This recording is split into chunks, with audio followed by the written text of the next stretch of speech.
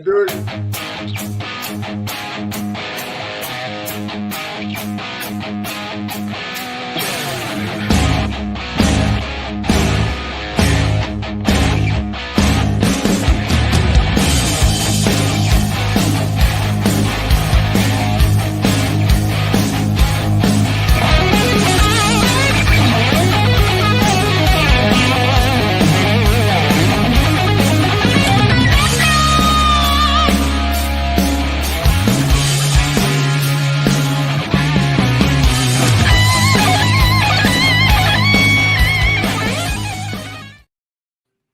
All right, everybody, welcome to the show. It is October 9th, and Jeffrey is joining us. And before we get going, let me just say that everyone in the path of Hurricane Milton, please stay safe. We love you all, and be smart. Jeffrey, what are conditions like where you are right now in Tampa? Man, it's fucking crazy. Like you can't even see it. Like, but it's, I'm telling you, it's nuts. Like I'm on my porch, but I don't want to be on my porch, but I'm only be on my porch because I'm braving the storm for y'all. But like right in this spot, like you can't see shit. It's like there is no like my power. The whole power is out. Like the whole it's crazy. But anyway, oh shit, hold on. But it's like I can't, like you can't see the trees, but the trees are. I mean, it's nuts. Like I walked out here because the back of my truck popped open because I didn't lock it, so I had to run out here to do it. And as soon as I opened the door, I don't know if it was something from my roof, but it blasted my wife's not the pink truck, but the van. And then like there's at least 25 or 30 shingles that are in this. But that's it. Like we knew it was gonna be shingles, but it's really fucking crazy. Like truly, I just wish I could see it. I can't even see. Why don't you take a walk out in the street and show us what we'll know how windy it is. Hey, listen, be quiet for a second. Hey, be quiet. What I'm gonna do is I'm gonna be quiet and I'm gonna let you see if you can hear the wind. Hold on.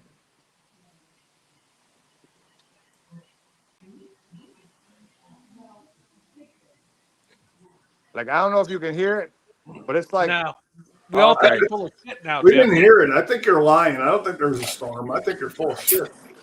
The only way we're going to get real proof is if you walk out in the middle of the road and we can judge which way your beard is blowing and how windy it really and truly is. Where's Peter Parker? Let's take Peter for a ride. Peter ain't doing shit. Peter being a baby. He's scared. Yeah. Yeah, I'm sure he is. Well, hopefully at some point he doesn't have to go to the bathroom because that dog ain't gonna make it. Oh, I don't know. I'm gonna let him out. I'm gonna let him out. I'm gonna forget to get him back in though. Just kidding, Eric. I know that upsets you. It does upset me a lot. Make sure you get a leash on him and you tie it to your waist. Hey, that way. Look. The power from across the street just went on right there and right there. Not our power, but look. I don't know if you can see. Like, can you see anything across the street? We just see two lights. I see lights. That's it. Yeah. Hey, they're coming on. The street lights just came on. Here we go. We're getting power back. Now you'll be able to see this shit. Look at all the shingles. You can see. Look at my man. It's just crazy. Wow. Hey, just for the show, you got like live footage of some real life first time power being back, but it's fucking nuts, dude. Damn. This is like Weather Channel type stuff. Hey, I was gonna say. Is that tree on top of your car? No. Yeah, it's. Hey, I gotta tell you. For those of you tuning in, this is my brother Jeff. He's down in Ruskin, Florida, which is storm central for Hurricane. Which one is this? It's Milton. Hurricane Milton is going on right now, and Jeffrey is braving the storm to stand on his porch, report live. Right. You guys on Weather Channel thought the power's coming back on across the street. Did it go to the house? Power's on the house? Oh, then turn the light on. Hey, I'm turn the light on. You don't want to. If you want to come out here, all right. Now you can see. But I'm not going out there. I mean, if the storm ain't over, the power just gone. No, the storm ain't begun yet, man. Hasn't even made landfall yet. Oh, it made landfall. The eye made landfall in Bradenton, and I think we might have. Like I see, I haven't been able to see it. We haven't been able to see an update. I don't know what the fuck the storm looks like on TV. I know what it looks like in real life.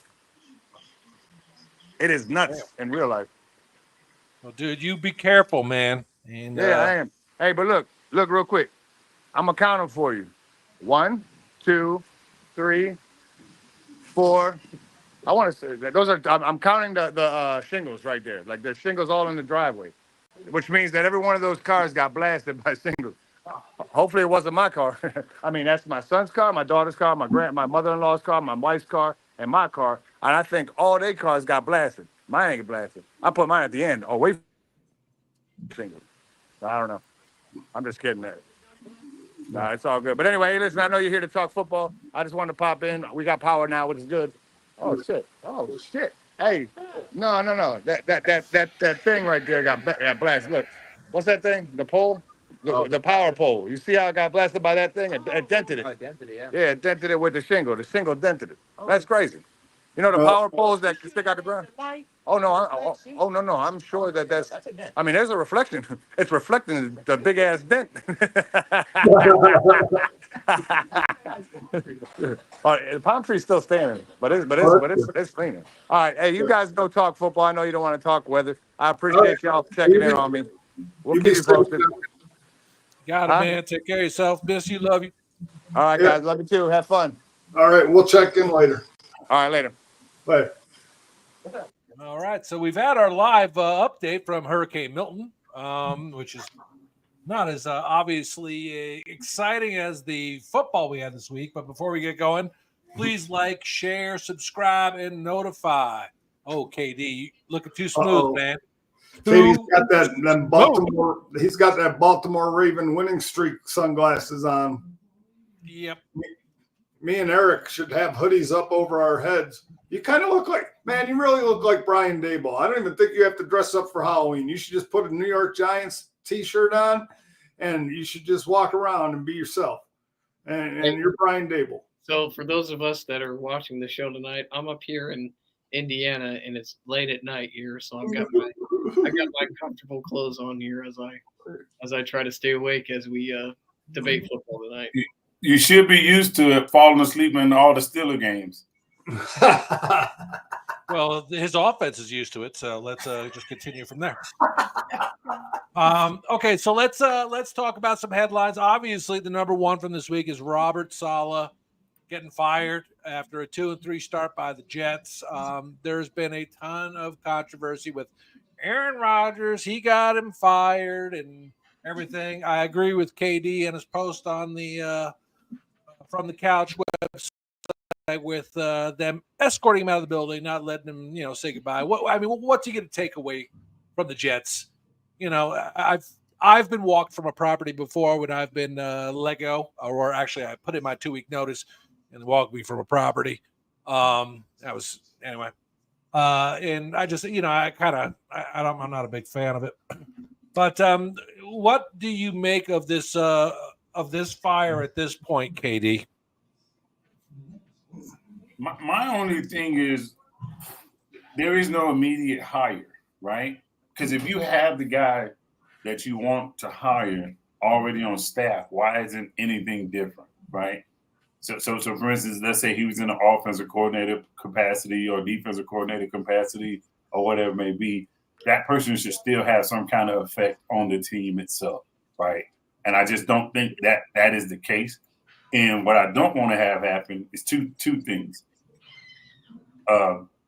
Let them not right this ship and start winning games, because now you're talking about controversy. Just imagine all the controversy that's going to come from it if nothing changed throughout the rest of the season. And then the last thing is, I hope it's not one of those, hey, okay, we're going to go ahead and put X, Y, and Z coach in the position because it was a screw job done from within. I just hope that is not the case, because a lot of people are alluding to it. And I just hope, they don't come out and just immediately say, hey, all right, Aaron Rodgers, we're going to give you what you want. Because to me, why keep the guy on for multiple years without getting Aaron Rodgers? Why not fire him before you get Aaron Rodgers, then go get Aaron Rodgers, and then now you got your coach? I just think you were waiting too many, because he was there. This is his third year, right? Yep. Fourth. Oh, fourth year. So 2 years ago, you could have said, hey, okay, look, all right, Salah, we're going to let you go, and we're going to bring in Aaron Rodgers, and we're going to bring in the coach that he wants right then and there. You could have done that. That's my issue with this situation in the time. Look, KD, to your point, I'll say it like this. So, according to reports and everything, Robert Saleh was going into work on Tuesday, and he was firing the OC, Nate Hackett.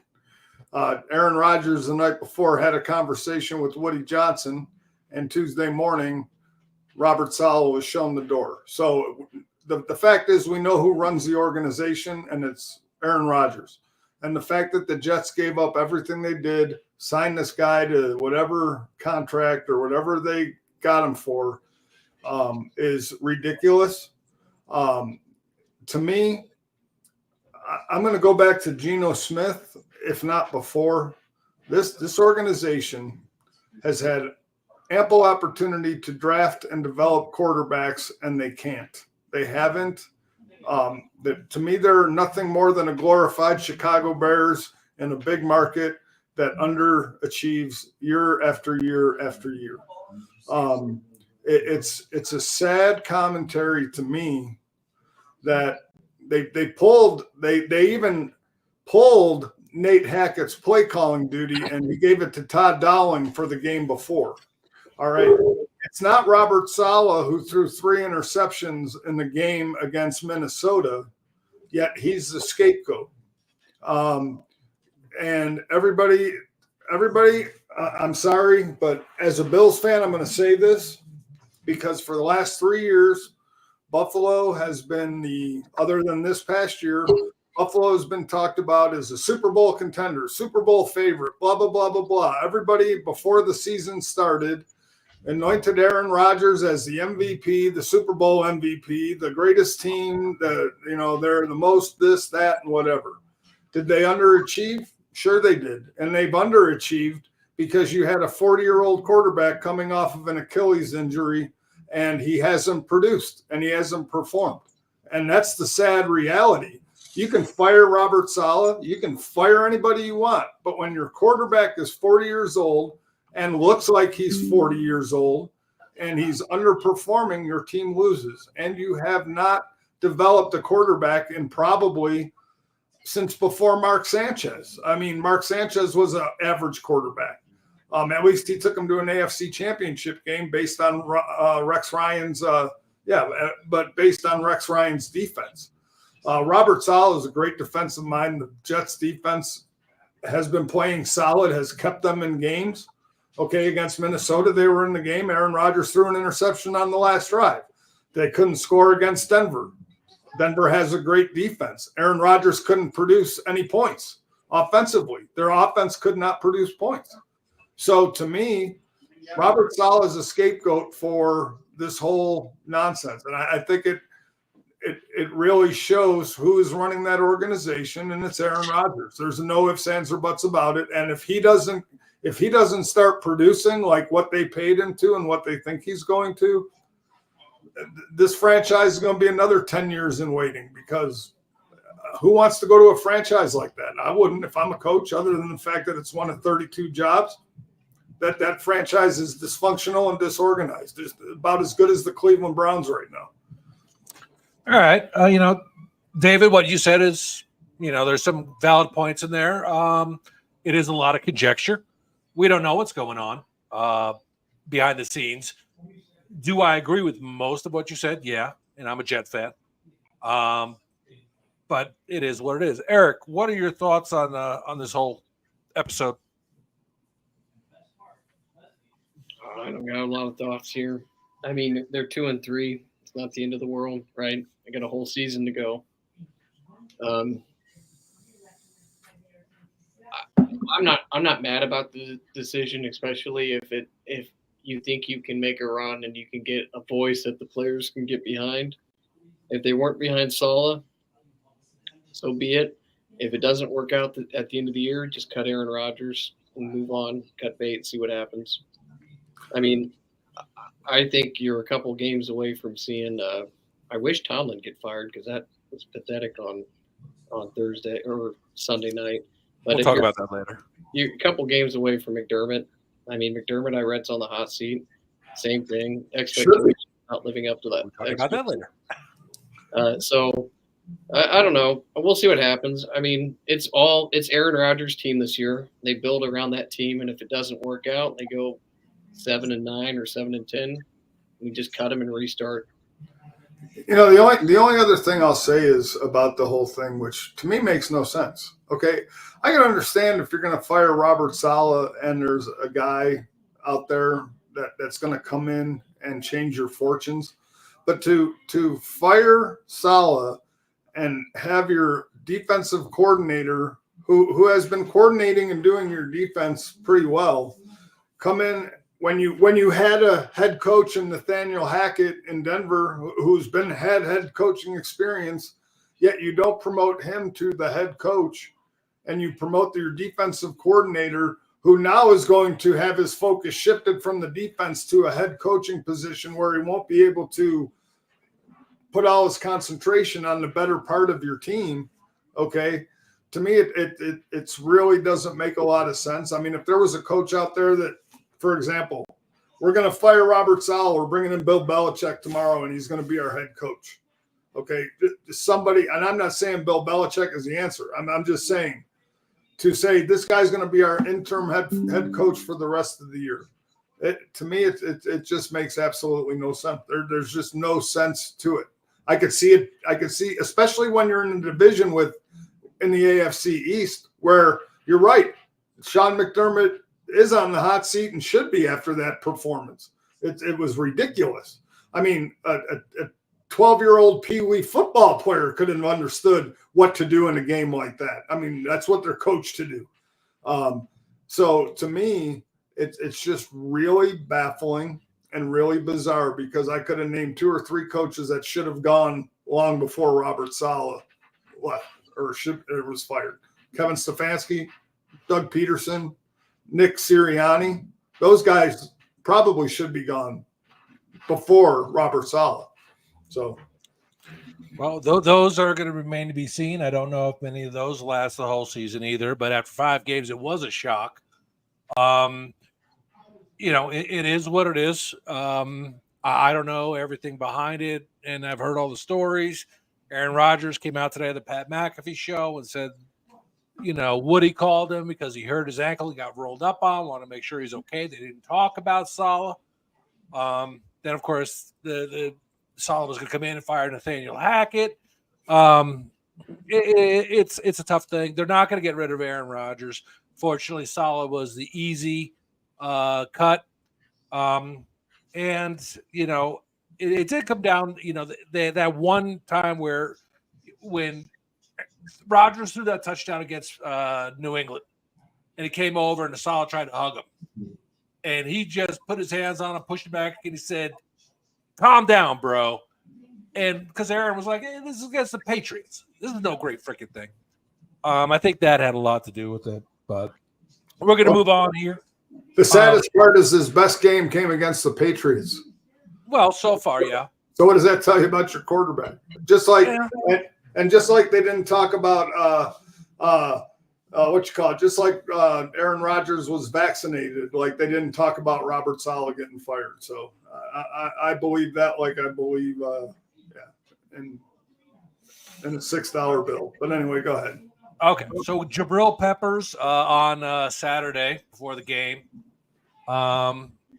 gets arrested, charged with assault and battery with a dangerous weapon, strangulation, possession of a Class B substance believed to be cocaine. This is a leader of the defense. He's a safety.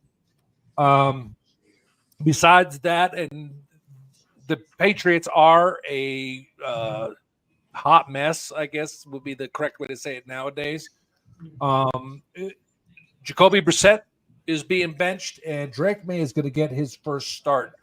I know that's a lot to encapsulate, but I don't think we need to go too far into this. No. But Eric, what are your thoughts? I got to ask a question to the 2 coaches here, because, I will say this about Jabril Peppers. I don't know about what's going on with the Patriots organization, but I will say that if Bill Belichick was coach, he would have been cut. So I don't know if the culture is a little different in New England now with Gerard Mayo. but that's just my opinion. I think he would have been cut, especially with the assault and battery and domestic violence or whatever, and then the cocaine. I think he would have been gone. But let me ask the two coaches, because I'm really curious about this, because I've never heard about this rule, and to me it makes no sense. So the New England Patriots think they scored a touchdown, and they called it the heel-toe or toe-heel rule, where the guy's one foot was down, the wide receiver brought his other foot down with his toe in bounds, touched in bounds, but then the heel landed out of bounds, and they ruled it a non-touchdown. Have you ever heard of that rule, and does it make any sense? Because to me, the toe-heel rule is just like the toe drag in the field of play. If you don't bring your heel down, but you drag your toe in bounds, it's a catch. So if his toe hit before the heel came onto the white, why would that not be a touchdown? Any explanation from you coaches? KD, I'll ask you first, because to me, they got screwed. From my understanding, it should be a touchdown. Again, it's just like what you described with the toe drag swag. When you have that, people actually make that a highlight. But then you turn around and screw people out of a touchdown. Because from my understanding, your toes count as a body part. Right. So I don't understand that particular rule whatsoever. So yeah, I just didn't know if that was something that you guys have heard about or had any experience in coaching high school or JV or anything. Eric, anything like that ever happened to you? Let me talk to you about officiating. Okay. So here we go. They don't know what they're doing. They're poorly trained. Roger Goodell spends so much time wasting time that they're not full time. They don't start until August. And they're honestly, the replacement refs that year that they had the strike were doing better than they were. So people getting screwed by referees not knowing the rules and making things up as they go is no surprise.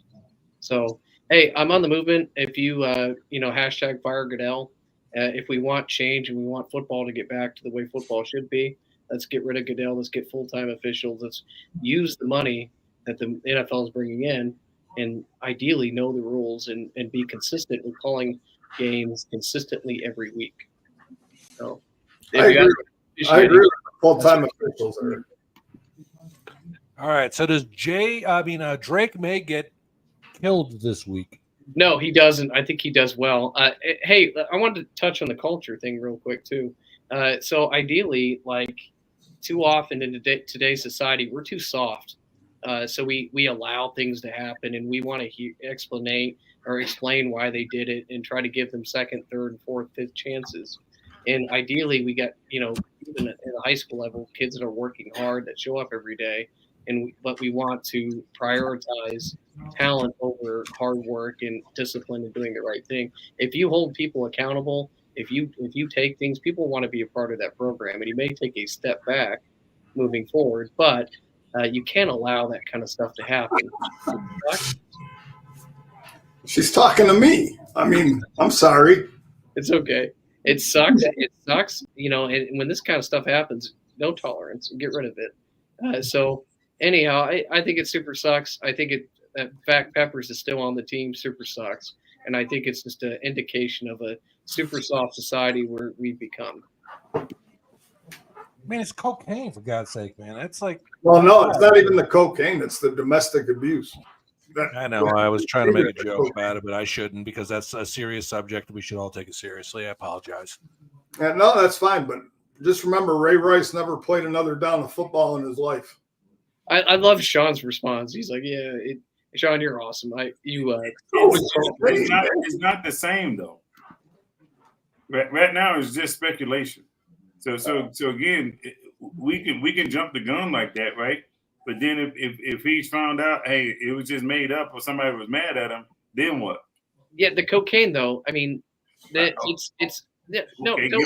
him a fine. No, fuck that. I mean, to be honest with you, if you got a team rule that we're not doing illicit drugs and we're not supporting that, we're building a positive image. That's not positive. That's Yeah. self. What's the rule though? Tell me what's the Patriots rule right now on cocaine? If it's a legal banned substance, that's a law. Then it's a felony. So cut him because we're trying to promote an image of the NFL. That Do you understand how the legal system works in America? I understand it was found on him, and that's enough for me. Right. So again, but how many times do rich people get off of those type of charges? He is rich. That's the point. Right. That's what I'm trying to get you to understand. If it was me, if it was anybody on this panel, we'd be slam dunk. We'd be done. Yeah, we'd be fired. Right. Well, sorry, another bad joke. So Which one's doing his own thing? Sorry. Wow. Okay. So again, it's the NFL doing what the NFL does. We are picking who we are allowed what to get done. Because you look, some guys were gambling and they lost the whole year. Yeah, so cut him or suspend him a whole year. It found on him suspension. So again, we can't cry out to the morality police when we already know this organization is not. Here's my Wait. He said it. We can't cry out to the morality police because we're not morale. And who's to blame for that? Roger effing Goodell. So get rid of the guy. It's been before Roger Goodell, buddy. No, I agree with that. It's not just Roger Goodell, but It's been before him. It's gotten worse. This is the point that I have about all this, and this is what I don't like about the NFL. And okay, like I said, if in 2023, if Von Miller was accused of his thing with his girlfriend, that suspension should have happened at that point. The fact that it's 2024, 4 games into a season, and then the NFL decides, well, hey, I think we're just going to suspend you now. 23 happened. It was all taken care of prior to the beginning of the season. If a suspension was going to be warranted for that player, why wait 4 weeks into a season to hand it down? You hand it down at the beginning of the season, or in your case, KD, if this Jabril Peppers thing happens, you hand it down at the end of the season, and I'm okay with that. But it's like now the NFL, and now that Rashee Rice has an ACL injury and is out for the year, or an LCL or whatever, now they're trying to get him to settle his law case so that they can suspend him during his injury. So other than not getting paid, it's not like he's playing anyway.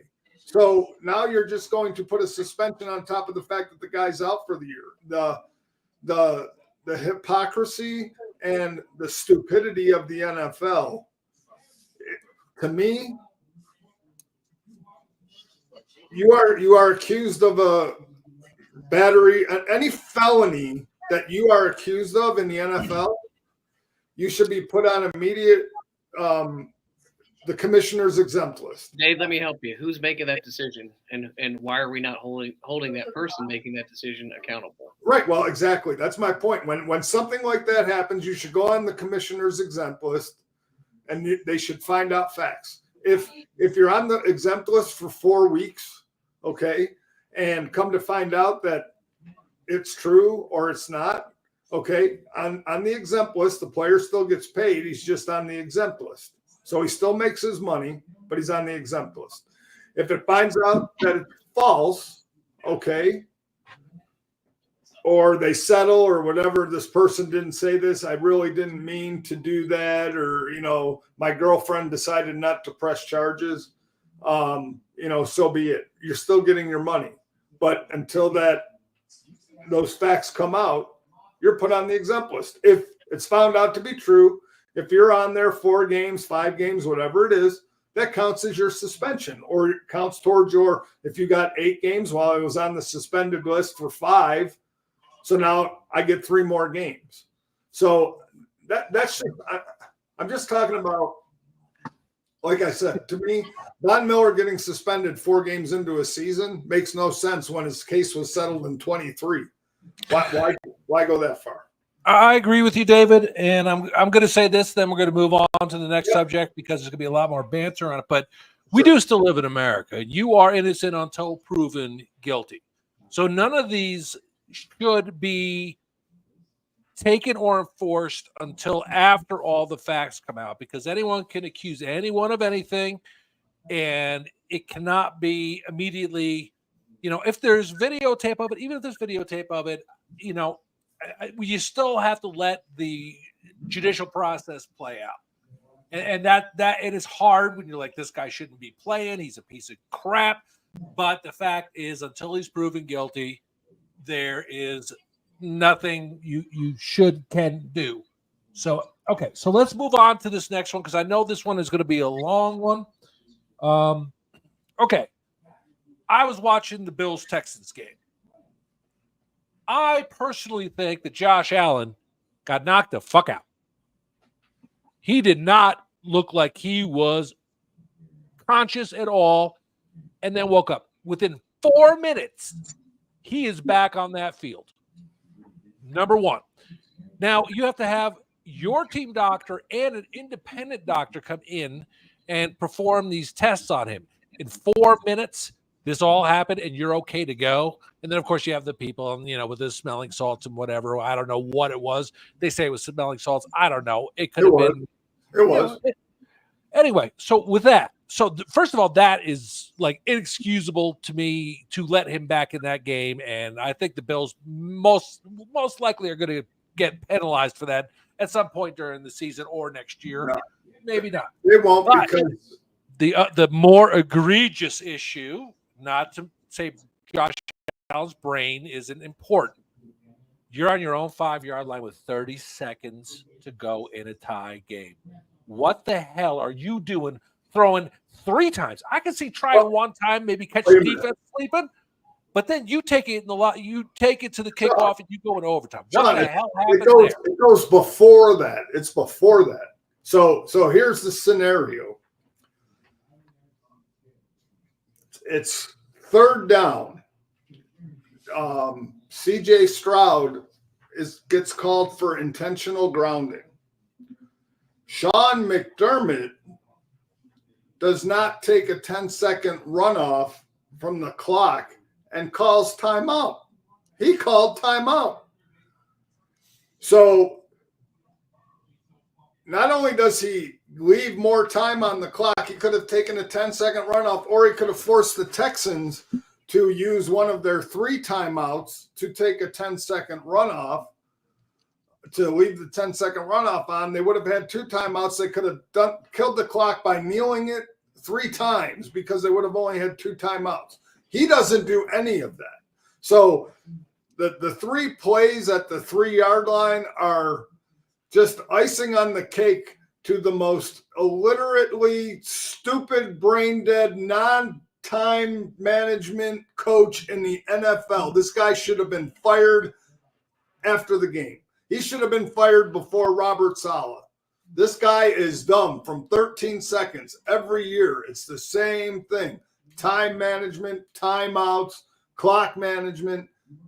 Every single time that the Bills have an opportunity, and I'm not saying that they're going to win that game going into overtime. I mean, the Bills defense in the second half came out and stuffed the Texans pretty well. Josh Allen was 9 of 30. He sucked. It was his worst game as a pro, even as his first game starting as a rookie. Didn't turn the ball over, but threw 4 interceptions that were dropped. So by far Josh Allen's worst game. But that game is squarely on Sean McDermott. And if I'm his general manager, I know they're buddies, I'd have fired him. He would have been fired. Point blank, period. Right. So you would have gone Saleh on his ass. Huh? You would have gone Saleh on his ass. Oh, yeah. But the thing about it is, I would have gone Saleh on him because he deserved it. I don't think Saleh deserved to be fired. I think Sean McDermott on that call, those calls alone, deserve to be fired, because that shows that he's totally incompetent as a head coach.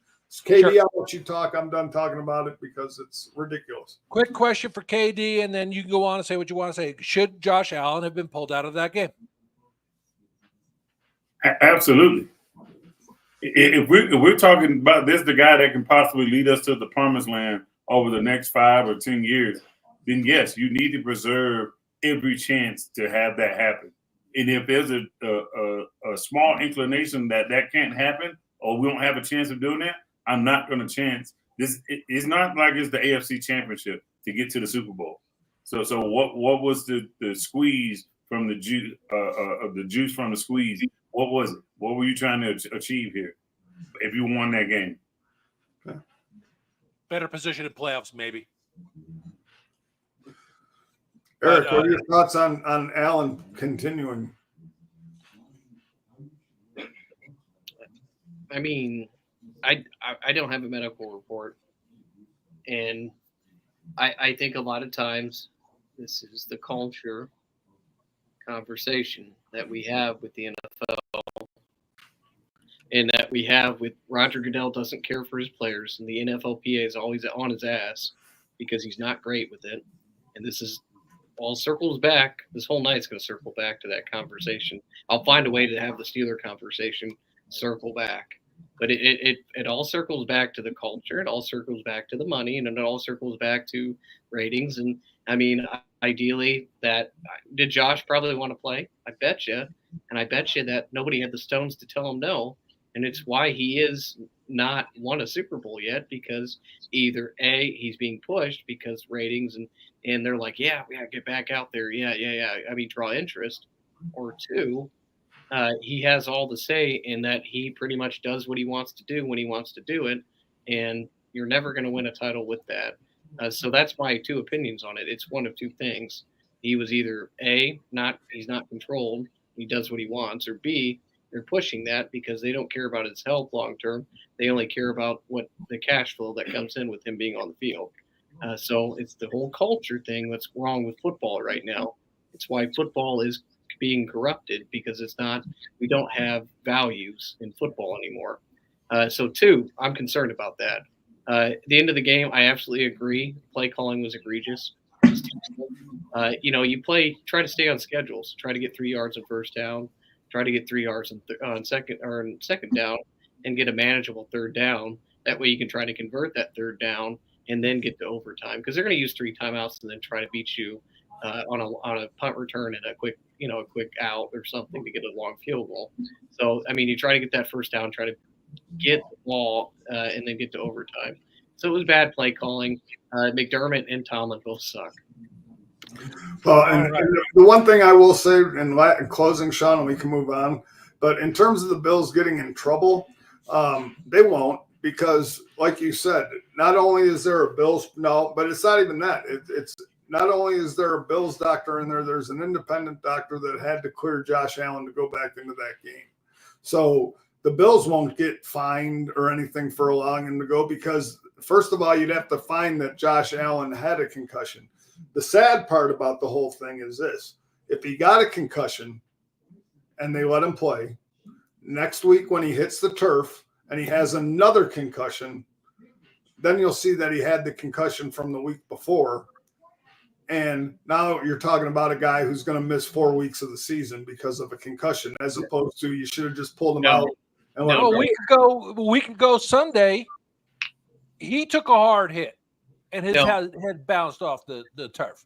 Yeah, so it won't be second concussion. It'll be Sidney Crosby. He'll be out for the year.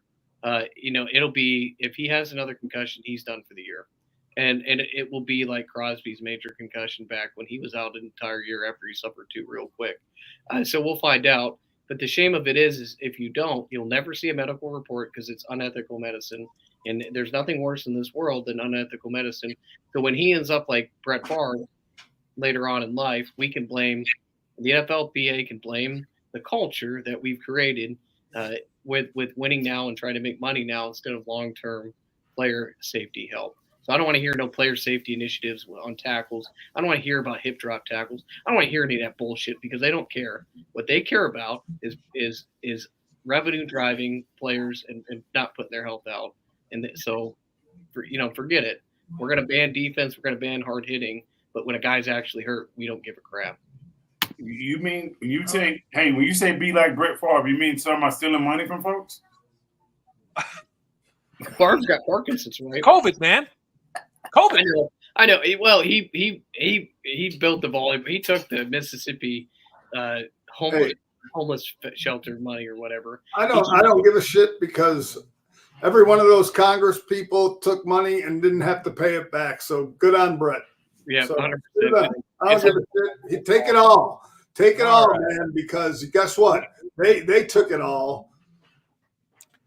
We don't get political on this show. It's We're not gonna move political. on. I'm talking both sides. They're all freaking crooked. I'm not talking about one political party to the other. They all put their hands in the pot, and then they all said, "Hey, you don't have to pay us back." But Brett Favre, you're going to put him on trial and send him to jail. Send the 580 freaking House and senators to jail. Sean, we've had Weather Channel today. We've had C-SPAN. Man, we're getting progressive here. Yeah, this is getting tough. Okay, so I'm going to give the floor to KD here for just a little bit. I'm going to preface it, and because we don't get to hear from KD a lot, and when he's driving at night, we don't get to see him a lot either. But anyway, I had to say, where's Al Sharpton and Jesse Jackson when you need them? So this Sunday's games, I gotta say, like every one of them was nuts. Like every time you thought someone was getting blown out, it could be the last drive, they could win, they could lose. It just happened all weekend. I was losing my mind.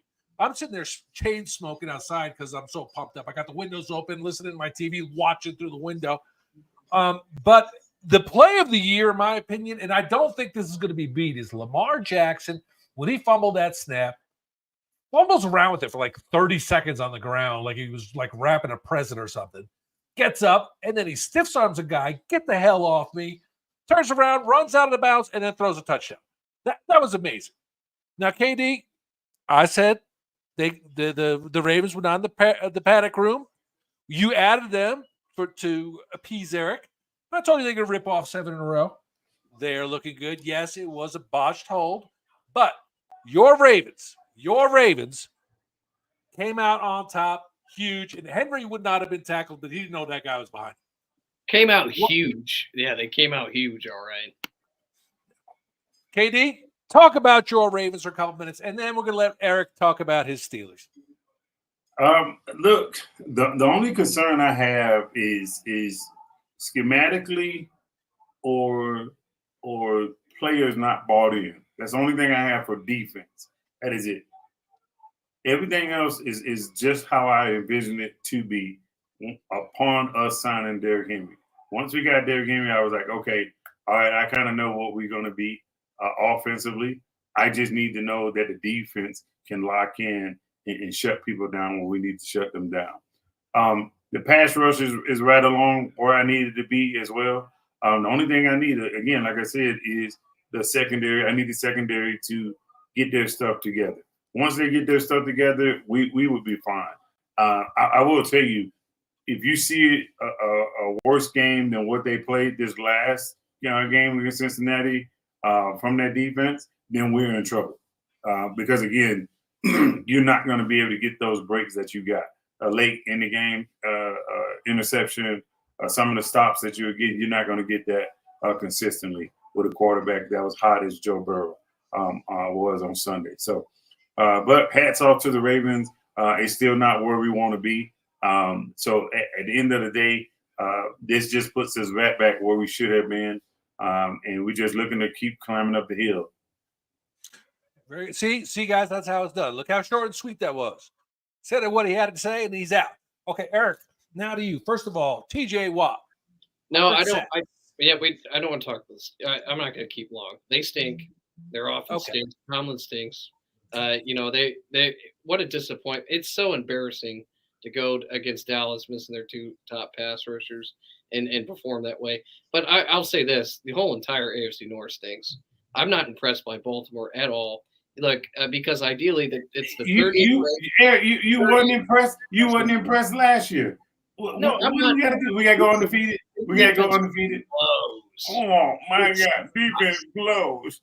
It sucks. I mean, you're 30th ranked. Like Dak had a great game. Joe Burrow had like 500 yards. Let me ask you this, because I don't want to get on the Steelers Ravens. Hey, I'm going to ask you a question. I'm going to ask you a question about Pittsburgh. Yeah. Is it time for Russell Wilson? So I heard he was really good in practice and sharp, but I mean, he's only had one practice. So here's my thing. About Tomlin has to, I don't care who the quarterback is, Tomlin has to stop wanting to have a close game and try to win it in the fourth quarter attitude, or it's not going to matter who the quarterback is, because he's not aggressive in the beginning of the game. He doesn't take chances. And then he gets to the fourth quarter and is like, let's try to win it on the couple final possessions. And you're never going to be an elite team if you're trying to just get to the fourth quarter and then try to win it at the end, because good quarterbacks like Dak Prescott are going to beat you at the end. And sometimes you're going to lose games like that. And so you're never going to get to 12 wins, 13 wins if you're always waiting to the end. And so it's not been the MO for 65 years. If you remember when Roethlisberger had the killer bees, they were just destroying people. And I'll ask you this question too. And you would know, Katie, because I mean, Ben threw what 506 touchdowns against you guys. I mean, he just owns you guys. He couldn't carry his job. Do you hear what you just said? Ben Roethlisberger threw 506 touchdowns against the Ravens. Yep, right after he did against the Colts. I remember that. I was there both weeks. Right. And that's why people don't like the Steelers. See, now what another thing I want to ask you is, George Pickens this far away from blowing up? And I don't mean it in a good way. I mean, is this guy, first of all, I'm surprised he's not going to get suspended for what he did at the end of the Dallas game. Face mask thing? Man, you come up and say a bunch of crap to me. But now they're investigating what he had on his eye black, whatever that always was. having open. But I mean, the diva Dave, real quick, I don't want to interrupt you no more. But notice how the last segment we needed to have this thick skin. We were tough. We need to be tough. I'm about but now he's condoning the thin skin. I'm not condoning it. Oh, man, you come up to me and say something. That's I'm not not having thick skin. Yeah, Look, you do your talking and you do your response through the white lines. That's what your response comes I'm going from. to make my response. I would trade George Pickens for Devontae Adams right now. Nobody's doing that trade. Stop it. I think the Raiders would. I don't think they could give Pickens in a third. I think it could happen. Eric, I'm going to ask you one last question. We're going to move on. Yep. And this is a serious one. Yep. Is TJ Watt better than JJ Watt? Here's the thing. I think it's too early to make that call, but he's it's close. He's better than Myles Garrett. Well, sure, but I will say this: TJ Watt right now, and to me, I don't look at overall statistics. I mean, yeah, there might be teams that are like Aiden Hutchinson might be leading the league in sacks and all this stuff, but as far as an individual defensive player that makes offenses have to do, TJ Watt is the best defensive player in football right now. No doubt about it. Because every time when you play Pittsburgh defensively, your game plan has to change based on TJ Watt. The guy is probably the most explosive guy off the ball. He almost looks like he jumps off sides. He's that good at the snap count and anticipating the count and getting off. But to me, if Pittsburgh had one or two more guys that were close enough to TJ Watt, that defense would be a lot better than what it is. The problem is they have one TJ Watt and a bunch of guys. Not that they're all bad, but TJ Watt is that good. The problem is you can't afford two TJ Watts. True. Okay, so here we go. This is going to be the last segment. Then we're going to go into Panic Room and then the rundown and then the picks, because we're running on close to an hour. So this little thing is going to kind of go into my last thing, and I don't want any huge discussions about it. But, okay, did A Christmas Story predict the future of the Cleveland Browns? Now, this is Schwartz. Look at his hat. Are those not Cleveland Brown colors? They are. Okay. Do you remember what happened to Schwartz?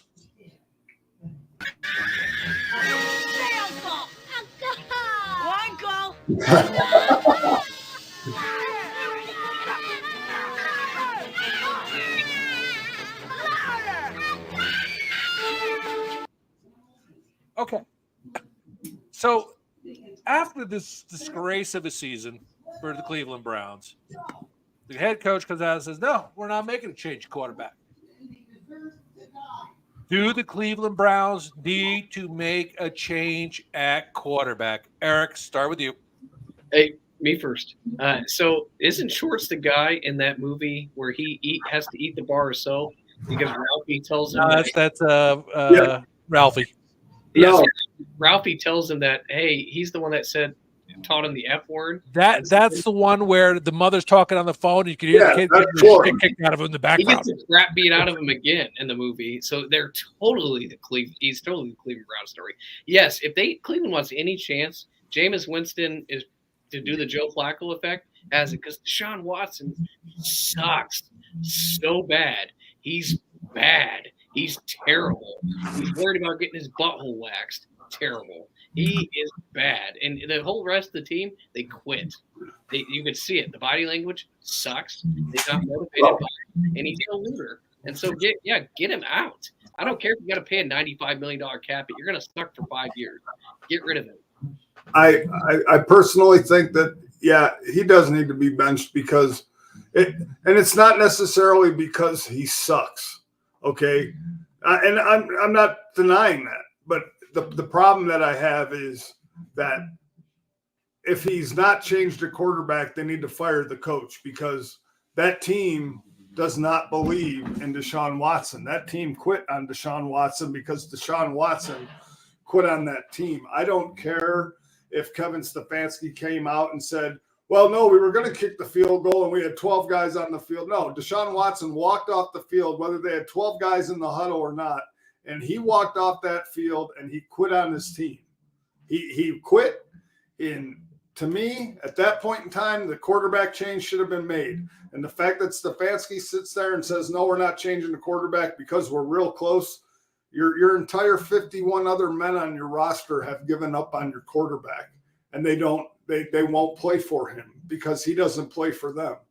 And to me, if you ain't gonna be the coach enough to see that and make that change, then it's time to change the coach. All right, KD, your thoughts, because you are disagreeing with everybody. What are your thoughts? We saying the quarterback, but the quarterback does what who allowed? The defense.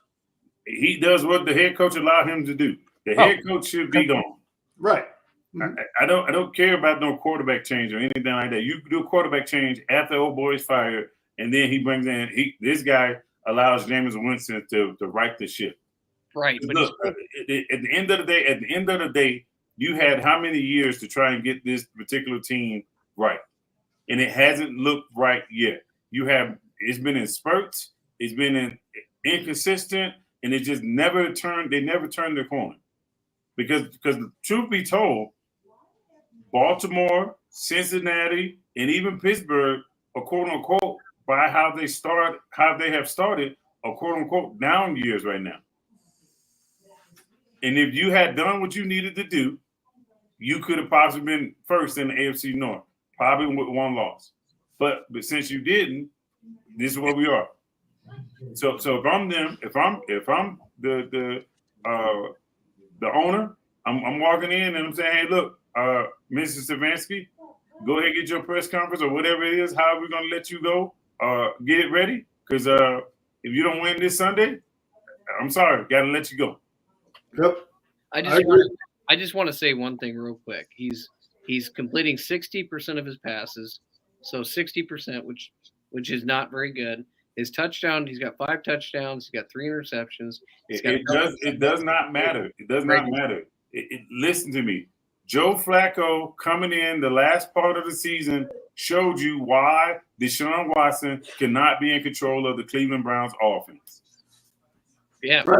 Well, what if Winston does the same thing that Flacco did? Well, the problem is your head coach, and I agree with KD. Kevin Stefanski has to go. You allowed this guy to hold this franchise hostage. And then, of course, the owner has a piece in that as well. The owner can't fire himself. So I need to start getting rid of pieces that are linked to this guy. Okay, so I'll end it with this. Hey, wouldn't that be the general manager, though? Yeah. That's the guy who fucked this up. Yeah. That's the guy who should be going immediately. Well, the owner gave the general. Well, no, the owner gave the general manager the green light. Which is fine. Well, the owner did give the general manager the green light to spend that money. I mean, the general manager just didn't come out and say, "We're going to give him $250 million guaranteed to you." So I'm not even going to talk to you. The owner had to green light that. So to KD's point, the owner has a piece of that. But if I'm the owner now and I look at what's happened, I say, this was a bad investment. I listened to Joe Barry and Kevin Stefanski. You haven't been able to do shit with this guy that's costing us $250 million. So guess what? Today, what I can do today is remove you. At the end of the year, I can remove my general manager and then we can move on. But this is what I'm doing today. Yeah, because 100%. Just listen to this for a second. You have a financial advisor who gave you advice and you went along with it. But you're going to fire the guy who's taking your money and going to the bank and depositing it for you. The guy who gave you the advice is the idiot. You got to get rid of him first, and then you can work on the rest, man. Okay, so just real quick, I think Katie and I can finally come together on one thing, and we can agree on this, and then we can move on.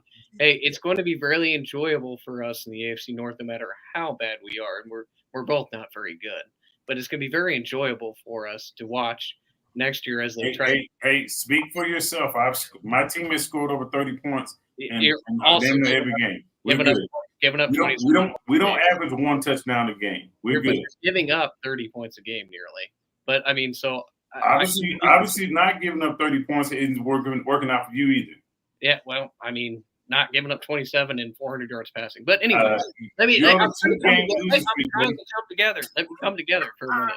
Let me come together. Quit. Hey, we can enjoy Cleveland paying him $100 million to get rid of him next year because it's guaranteed money. And so the cap, it's going to be awful getting rid of him. So it's just the Cleveland thing. So Cleveland, hey, Let's Go Brownies. They have a very attractive co-host. That's probably the reason to watch that show. But hey, I'll enjoy them. What the hell, Eric? What the hell, man? They didn't deserve that. No, it's a good show, but I want to hear what they have to say. They probably have some good commentary, and they probably got some inside sources on what they're going to do. I'm going to cut out this whole thing, and then David's going to send it to them so they can play it on their show. And they're like, "Oh, this is what these guys are saying." And yes, the very attractive co-host. Like for the last 3 weeks, we got a little bit of a boner going on here. No, I think it's I think she does a good job. Can't even talk. I just think the fact is, Here We Go Brownies is a great show. It's a great show. They're insightful about their team. Yeah. Dustin and Allie are both very insightful. Yeah. And they get Cleveland guests on. They do a show with Stump Mitchell. So I mean, it's a very knowledgeable podcast about Cleveland, and it's fantastic, and it's a great show. They're both knowledgeable folks. The point is I'm interested to hear what inside information they have about how they're going to fix it, because it needs fixed. So if anybody's going to know, it'll be Dustin and Allie, and I'll say this, they're both. It's an attractive show, so go listen to it. So there you go. It's a great show. Okay, with that being said, all right. We're calling Uncle on that. So here we go. And next up. Remain calm. All is well. All right. So week 3 is the first time we did the panic room, and these were the teams in the panic room. And then San Francisco got to leave, and the Jets walked on in. Now in week 5, we only have 6 because the Jets are still in there. San Francisco just got readmitted. The Raiders, who are in a lot of trouble with all the quarterback controversy, just playing bad. The Steelers, I know you don't think so, Eric, but yeah, the Steelers are in panic mode. And the reason why now we've gone from 8 teams down to 5 is because several teams' season is over. Well, I'm not going to put them in the season's over, but you should have put Buffalo in the panic room. Buffalo, yeah, they're not in the panic room yet. If they lose to the Jets Monday night, then they're definitely in the panic room because they're tied for first place. But they're still leading the division. But the Browns season is over. The Bengals 1-4. All these teams are 1-4. And I don't see any hope at 1-4 from any of these teams coming back. And they're just toast. Yeah. The Texans are 1-3. Sorry, I didn't mean to overestimate their suckiness.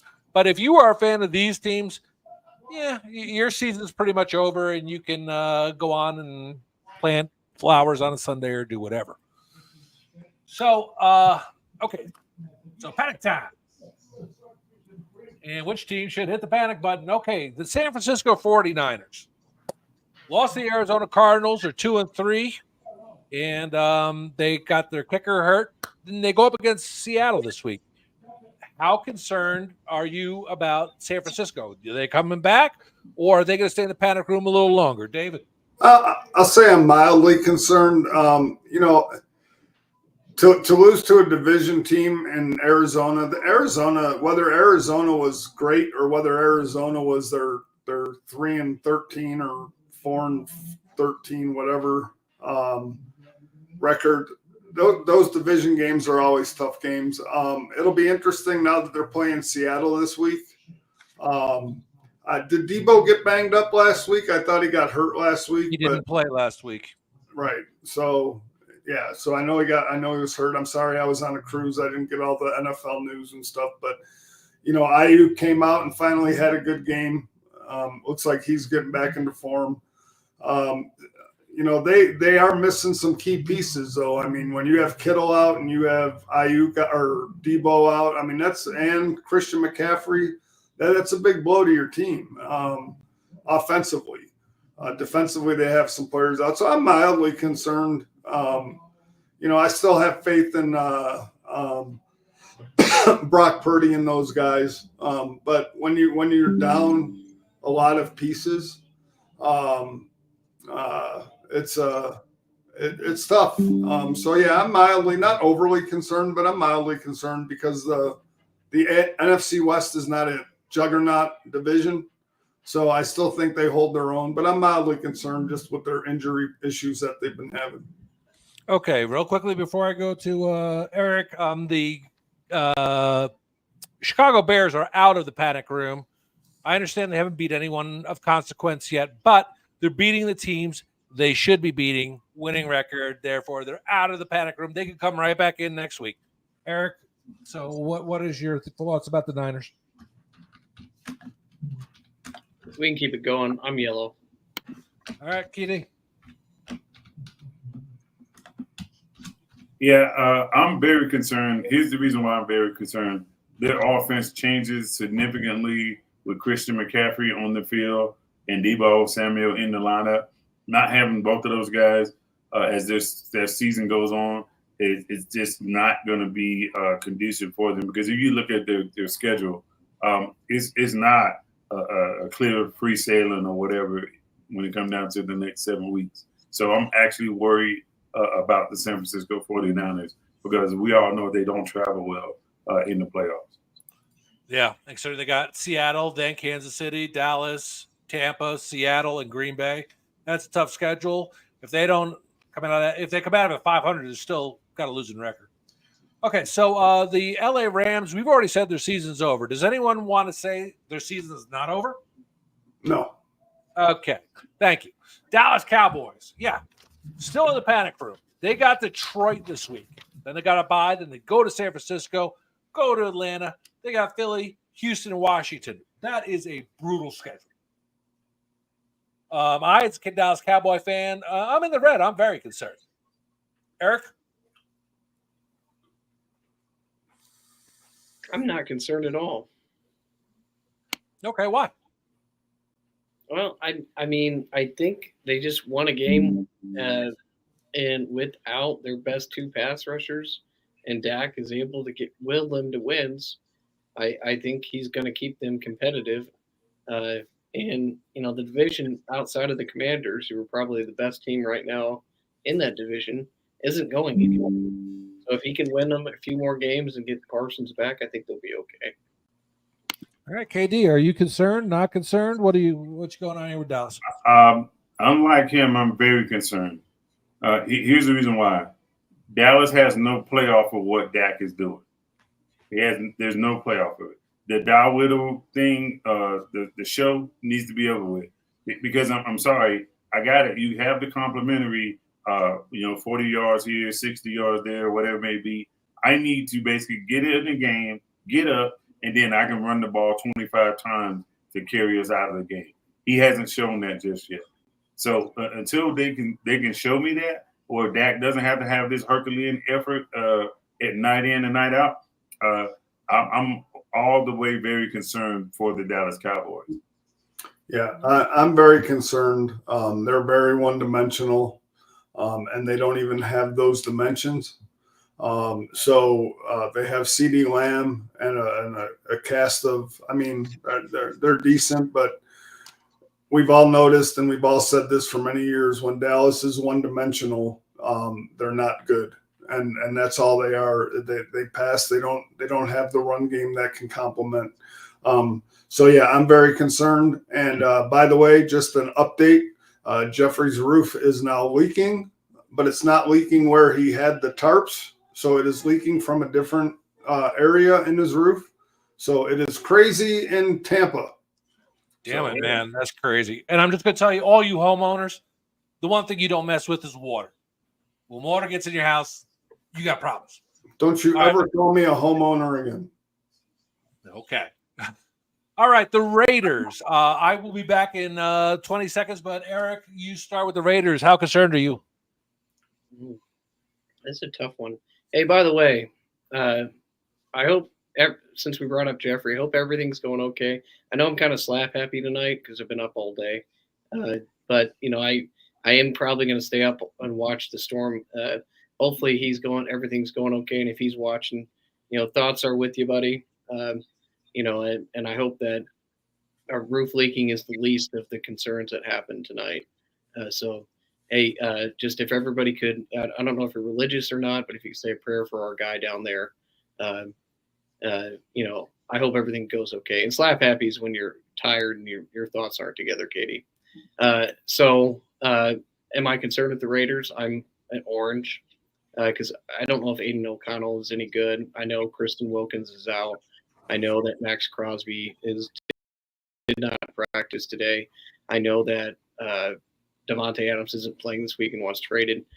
So it looks like a mess. But if anybody can go blow a game this weekend, it's good old non-motivational Mike Tomlin. Go ahead, Katie. I just don't like this. I'm all for the Steelers now. Because 3 weeks ago, hey, they were going undefeated. They were going to lose in the AFC Championship to the Jets. Now it's, oh, man, I don't know about this. They're going to blow a game and stuff like this. Get out of here. Stop that. That's weak sauce. But, yeah, hey, look, I'm in the red on the Raiders. Here's the reason why. You can't play defense how you've been playing defense or how you thought you were going to be playing defense. And now that defense doesn't have a chance to complement the mediocre offense that you have. You've still been trying to shuffle around quarterbacks. Your offensive line is still an issue. You got some people that should be benched. You didn't bench them. You kept them out there. The one bright spot you have on your offense is Brock Bowers. If you can keep feeding him the ball, you can possibly kind of work your way out of some of the funk that you're in. But right now, systematically, with your high-profile wide receiver wanting out, I just think that's a big distraction until you get him out of the city. When you get him out of the city and off of the team, I think you can kind of right your wrong. But until then, I'm gonna stay very concerned with the Raiders. So I'm very concerned with the Raiders, but I'm concerned for a different reason. Player-wise, yeah. I mean, Devontae Adams' situation needs to get ironed out sooner than later. The sooner they do that, the better. But this is why I'm concerned. And I get concerned about this for many reasons, for many different teams. Okay. First of all, I don't know what kind of coach Antonio Pierce is. All right. Antonio Pierce was an interim coach who came in last year. The players rallied around him. We love our coach. We want our coach. This coach is great. We love the players' coach. He's a players' coach. The problem with being a players' coach is when you allow your players to make business decisions and you allow those players to do those things because you're a player's coach. So the coach understands the players and the player understands the coach. I don't need to like my coach. I need my coach to lead me and help me win. I don't need to be on a team where my coach is a player's coach. Most successful coaches are not players' coaches. Like Andy Reid, people like playing for Andy Reid, but Andy Reid is not a player's coach. And I do like Lamps. So what's your big deal? So, so the fact that players like the coach is fantastic, but I want my coach to be a leader and I want him to lead me to victory and greatness. So I don't know the type of coach that Antonio Pierce is. I'm not bad-mouthing Antonio Pierce, but I want to play for a leader of men and I want my coach to lead me, just like Sean McDermott is not a leader of men. I want my coach to lead me to the promised land, not to be my buddy, not to be a player's coach. So I'm concerned, but I'm concerned for different reasons. All right. So in the interest of everyone here, we're going to cut this segment a little short, and we're going to move on to the picks.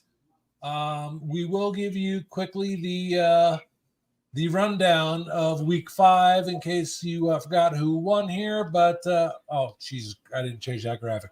Anyway, the Buccaneers lost to the Falcons in an nail-biter. The Jets lost to the Vikings in London. Bears beat the Panthers. Baltimore beat the Bengals in overtime. Bills lost to the Texans. Colts lost to the Jaguars in a very exciting game. Dolphins and Patriots in a sleeper. That was a terrible game. Browns lost to the Commanders. Raiders lost to the Broncos. The Cardinals beat the Niners. Packers beat the Rams. Giants beat the Seahawks on a blocked field goal. Cowboys beat the Steelers. And the Saints lost to the Chiefs. So that was week 5, not week 2. I apologize for that. Before we go into picks, I just have to add this because I thought this was one of the most hilarious moments on Sunday. And this is Max Crosby screaming at Bo Nix before they started getting their ass kicked. But this was funny.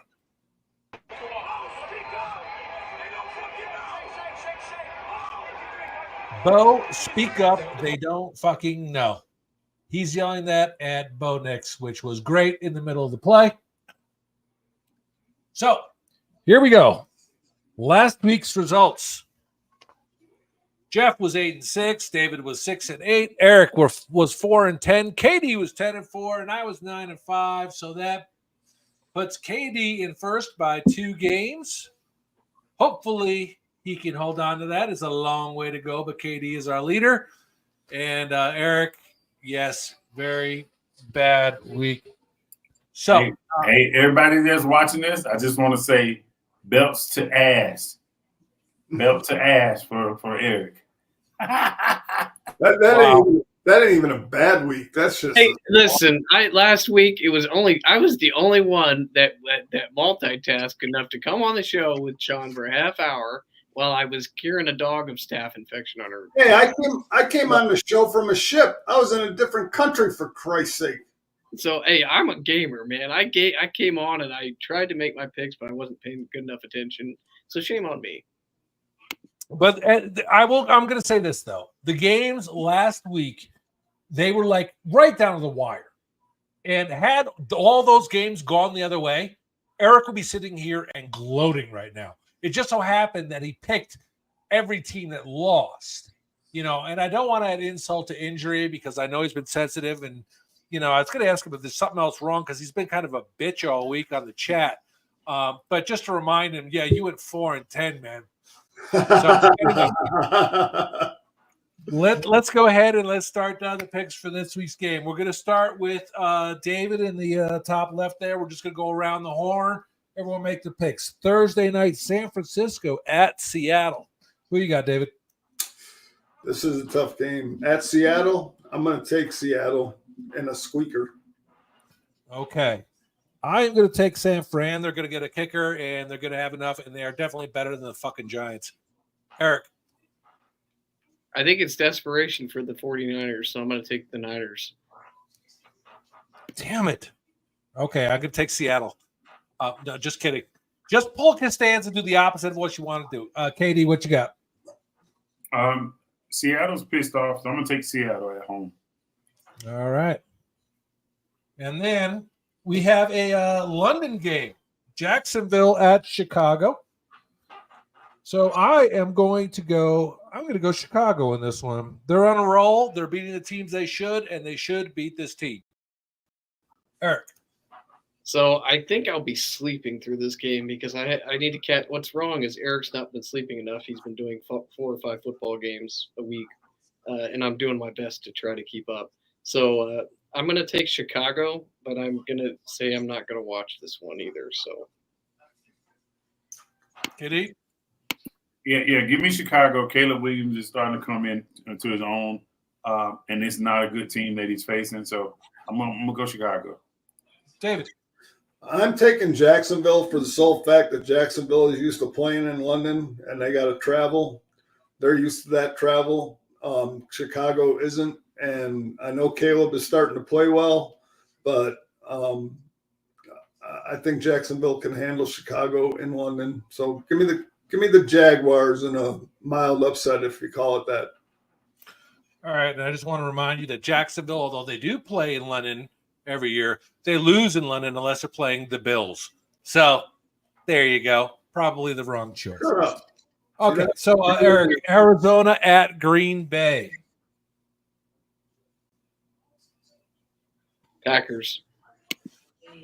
KD? Yeah, Jay's still watching. Hey, we're gonna pick the Packers here for you, buddy. All right, David.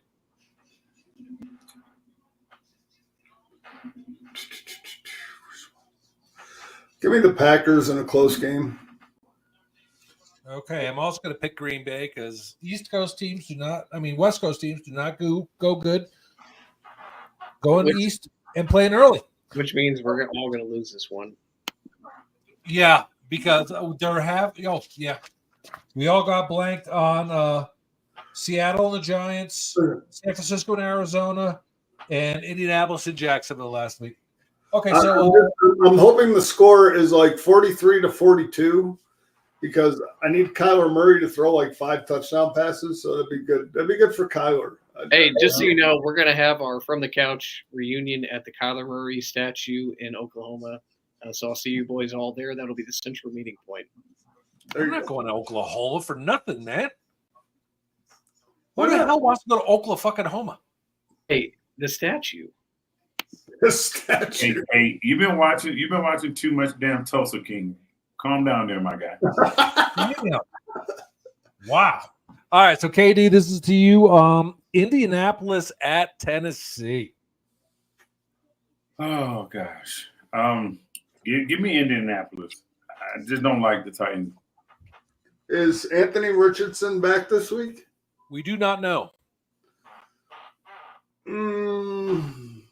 Michael Pittman, I think, is out.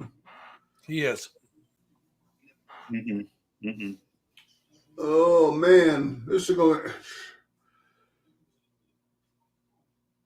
I'm going to take Indy if Flacco's playing.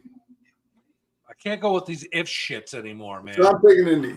Okay, you're picking Indy. You may put in the chat and change before the game starts. I had so many damn things I didn't know who the hell was going for who. Okay, I have to go for Indy because I said that Tennessee season is over and I don't want to look like a jerk. Eric. Does anybody know, is Mason starting or is it Will Levis? Does anybody know? Is it Levis? Then I'm going Indy unless Mason, and I'm going to do that unless Mason Rudolph is announced the starter on Sunday. Doesn't matter. You're going for Indy. If it's going to change, you have to let me know. All right, David, Houston at New England. Houston, even without Nico Collins. This is how you get 4-10, Eric. Think about what you're doing before you do it. Eric, I am picking Houston. He knew what I was gonna do. He's sitting there over there.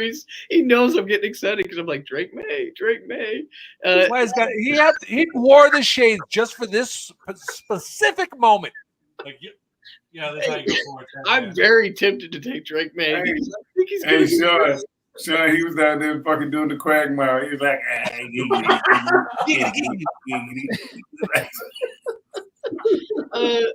I'm going to take Houston, but I think Drake May plays well. I think New England's going to get it going. KD? Yeah, give me Houston, regardless of who they have at wide receiver. So, all right. So, to me, Tampa Bay at New Orleans. Okay, Derek Carr is out. I got to go Tampa Bay on that one. Eric? Tampa Bay at New Orleans? Yeah, because Carr's out. So give me Tampa. KD? what y'all mean, man? They got Taysom Hill. What y'all talking about? No, he's out too. Fractured ribs. I'm joking. Think about what you're doing. Give me Tampa Bay. Baker Mayfield has had some glimpses where he looks almost like in the MVP form. So give me Tampa Bay. Yeah, this sucks for me because, I mean, it's good and it's bad because they're starting Spencer Rattler. And the only good thing is I have Alvin Kamara, who's going to be Spencer Rattler's best friend. So he's going to get fantasy points galore. But Tampa Bay is going to crush them. All righty. Eric, Cleveland at Philadelphia. Okay. So what I meant to say earlier is Let's Go Brownies is a great show and watch it. But I'm going to go against their team. So they're at Atlanta, right? Did I hear that right? Who's fucking playing in this game? All right, it's like Cleveland. I'm tired, boys. Cleveland versus who? Philadelphia. Oh, Philly. I'm sorry, I got the wrong bird. My bad. I'm sorry, guys. It's been a long day. I don't care who Cleveland's playing. It could be. I'm going to take the Eagles. Okay. KD? Yeah, I think the bye week suits him well. I'm gonna go with Philly. Yeah, and AJ Brown is probably going to be back. So not that it would matter, even if him and Devonta Smith were out. Philly's going to win this game. Oh man. I'm probably going to change, but I'm going Cleveland. I know the season's over, but I just see this being the final nail. If Sirianni loses to the Browns, he's gone. He'll get fired. Yeah, I think I think that could happen. Okay, KD, Washington at Baltimore. Now this is an interesting one. If it was in Washington, I'd probably be leaning towards Washington. But because it's in Baltimore, I'm going Baltimore. All right, David. Yeah, I like this matchup. I like Jaden Daniels. He's probably going to be Rookie of the Year. Washington, I mean, they have a good – the thing that scares me about Washington and Baltimore is Derrick Henry can run through that defense and I'm taking Baltimore. But I don't think it's going to be a blowout. It's going to be a high-scoring game, I actually think. Okay. I'm going to go Washington. I like their defense. I like the way they're playing. And, I just think they're going to do the sequence. And wait a minute. How can I say that? I'm an idiot. I said Baltimore's going to win the next 7 games. It's Baltimore. Eric. I'm actually looking at the weather because I think the weather will determine a lot of how this game goes. So let me see what the 10-day forecast is for Baltimore, because I think a wet climate, it will not be wet. It'll be just cloudy. So I think because Baltimore's got the 30th ranked pass defense, because they're giving up chunk plays, I think Washington's defense is more steady than Baltimore's defense. Kyle Van Noy has 6.5 sacks, but Jaden Daniels is mobile. And a mobile quarterback, he'll be able to escape and make plays. And his defense gets more stops than Baltimore's defense because it's one of the worst back ends in football right now, giving up just chunk plays and 27 points a game. So ideally, because of that, I'm going to take the Commanders because I think the Commanders are on the up and up, and I think well. All right, David. First of the afternoon games, Chargers at Denver. Man, Denver's defense rocks. And I'm sorry, the Chargers don't have an offense. Denver. Bo Nix is starting to feel comfortable. He's starting to yell at Sean Payton and feel comfortable in doing so. Ferris Bueller, he does need a day off, but it ain't going to be this week. So I'm going to take Denver. All right. Sorry, Eric. I was trying to take that out of the studio, and I just Jeffrey's power went out again. tipped it up. Oh God, when I agree with David, it always gives me the willies. I'm going to go Chargers in this one. Eric. Harvard's playing, right? Yep. And the game is where? At Denver. Ooh, at Denver. That makes a difference. I'm going to go Denver. KD.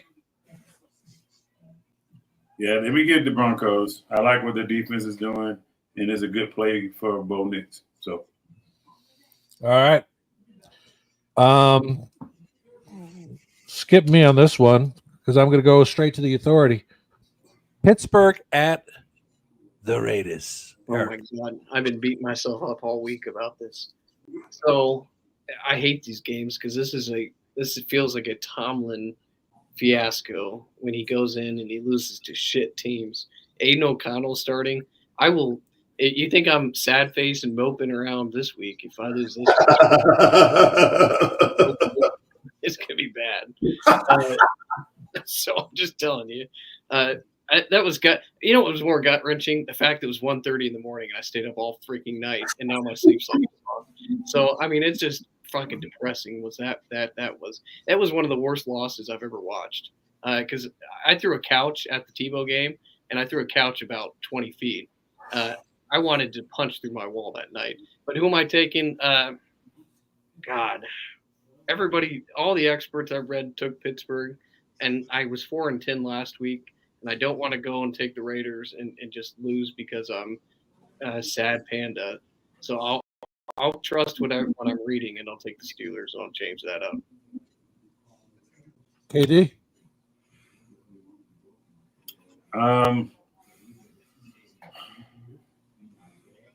These teams are pretty much equal with what they have when it comes down to offense. Yeah, they are. They're pretty much equal. The defense is what's going to matter to me, and I think Pittsburgh could get a defensive turnover, probably get even a defensive touchdown this week. So I'm going to go Steelers. And where are they playing?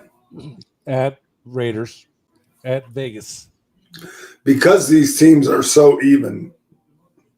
And because Justin Fields can't seem to hold on to one snap during a game, I think that one snap is going to be a difference.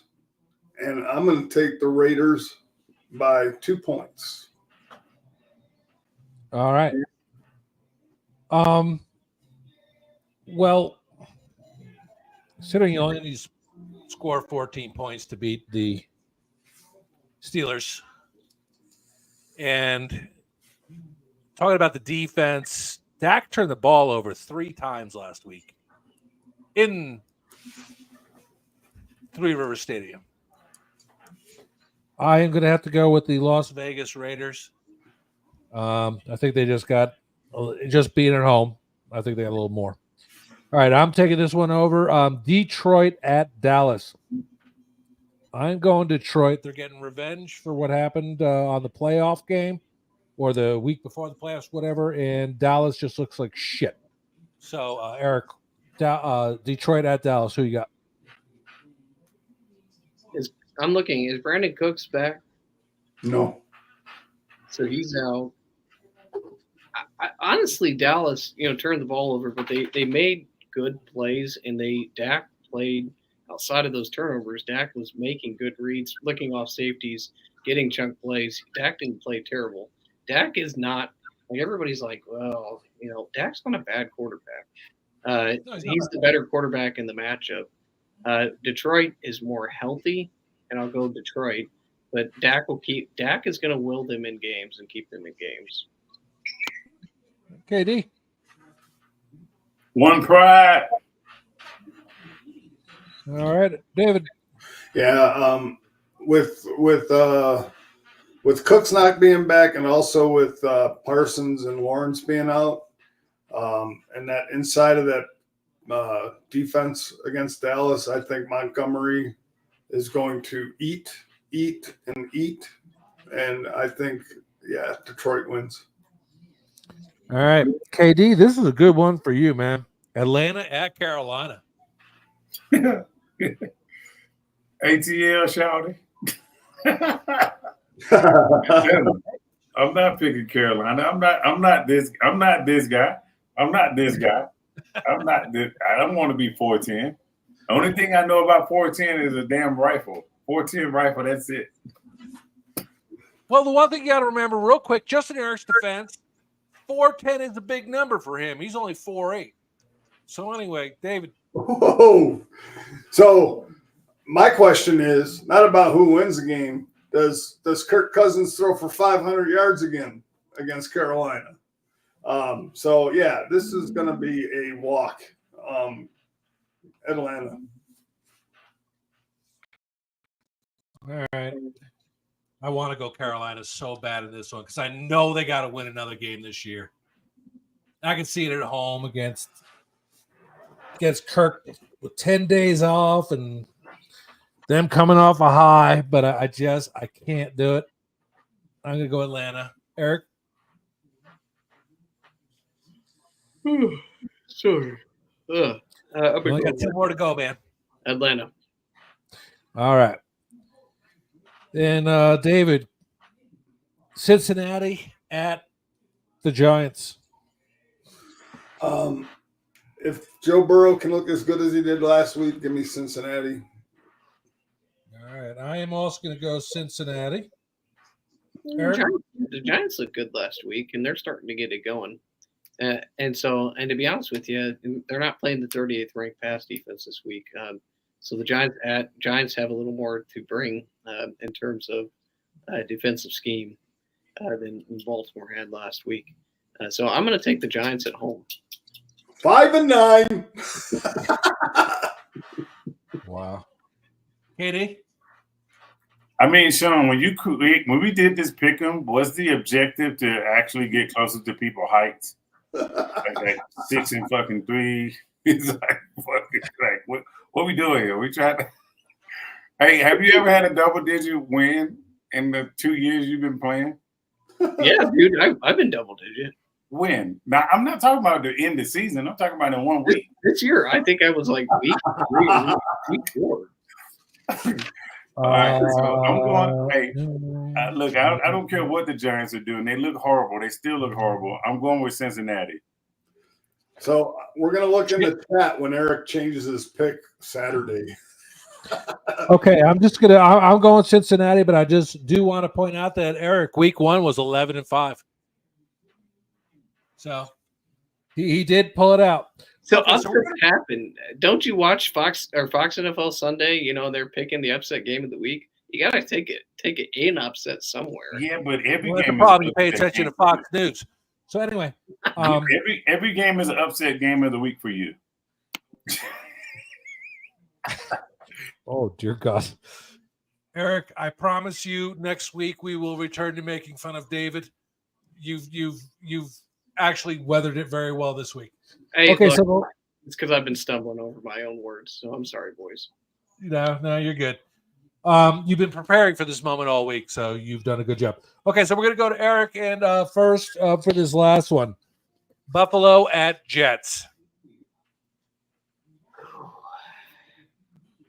I tell you what, I think if the Buffalo loses, I think you'll see a crap storm. But so here, I don't know. Like Buffalo's lost 2 straight. I'm going to go Buffalo. And here's the thing: it's just because I just think the Jets are at home though. This is tough. This is tough. This is the toughest one for me, Sean, because I think that the Jets are going to come out and play hard, but I don't know what's the injury situation on Buffalo's linebacking core. They've got a couple out, right? No, Terrell Bernard came back last week. Oh, Bernard's back. Yep. It's a coin flip. This is a coin flip, and I'm going to go with the home team. And I'm probably going to be wrong, but I'm going to go with the home team because it's at home. And I don't think Rodgers is done. I don't think we've heard the end of it. If he loses this game, Sean, pack in the season. Because I don't think that Rodgers can rebound if he gets destroyed. And they're 2-4. I think it'll be tough, and I think the pressure will start to mount. KD? This is also the same guy that said Buffalo has the most disciplined secondary in the league. But, okay. So I'm going Buffalo, and here's the reason why. There's too many distractions going on with the Jets right now. So I think it's going to take a couple of weeks for the Jets to kind of figure out what they want to be for the rest of the year. And then again, they could be looking ahead about, hey, okay, look, what can we do next year when it comes down to coaches that we have here in play? David. Now, see, this is tough for me because I can see that, Buffalo does have one of the best secondaries. They don't give up. The longest play they've given up is the Nico Collins touchdown in I think the last 4 years. I think that 65-yard or 69-yard or whatever the hell it was their longest pass play they'd given up in 4 years. My concern about this game comes down to the Jets running game and not necessarily Breece Hall, but Braylon Allen. Because he's not Derrick Henry, but he's built like Derrick Henry and he's fast like Derrick Henry. And if the Bills don't contain that run game, it opens up the play action game for Aaron Rodgers. And we saw what happened when Buffalo got sucked into play action with Baltimore. Derrick Henry ran for 200 yards and Buffalo couldn't stop nothing. I don't think that this game goes this way. I tend to agree with KD and the fact of the distraction with Saleh getting fired. I mean, I think the Jets try to come out and play hard for their new coach, but I also think that their new coach takes away from their defense because now he's going to be overseeing head coaching duties, not just defensive duty. So I'm going to take Buffalo, and this game is going to be 16-13. It's not going to be a high-scoring game. It's going to be a very low-scoring game. And I think Aaron Rodgers makes a mistake. Okay, so Buffalo for you. I am going with my New York Jets. I think this firing kicked them all in the ass. I think they're going to wake up. They're going to tie themselves for the AFC East. And hopefully this will be a springboard. If they lose this game, the season's virtually over. They can maybe make a wild card if they get lucky. If they win this game, that puts them in the driver's seat. They can stop thinking about all this crap. Well, my 2-hour timer on my little light went off, so that means we're going to wrap it up. We're not going to do last word because little baby boy Eric here's got to go to bed. I'll say the last word. The Bills will win because Nate Hackett is going to be calling offense again. So there you go. That's okay, because all I know is if it's close, that your coach McDermott's going to call timeout with 8 minutes left and rob them of that, and then they're going to kick wide right as fucking usual. Hey, so what'll happen is they'll take a timeout, right? The Jets will be at the 50 and trying to run and spike the ball, and McDermott will be like, "Hold on, I got to line my defense up," and he'll take a timeout. Yep. Yeah, That is 100% fact. That's a nice helmet. it's a nice helmet. That is sweet, man. Yeah. All right. Well, KD, thank you so much for coming back. We've missed you severely. We can't wait to have you here full time. Once again, everyone, we all want to keep an eye on what's happening with Milton, and we want to, send our thoughts and prayers to everyone who's in that path of that storm. Please be safe. We care about y'all. David, you had your hand up. What you need? Yeah, I just want to let everybody know we'll be back on Tuesday starting next week. Tuesday nights. You guys kind of quit. You're playing with my emotions. It's Tuesdays, it's Wednesdays, it's 7:15, it's 6:15. Tuesday nights, because we'll start at our regular time at 8 p.m., not 9:15. We'll be back on Tuesday nights.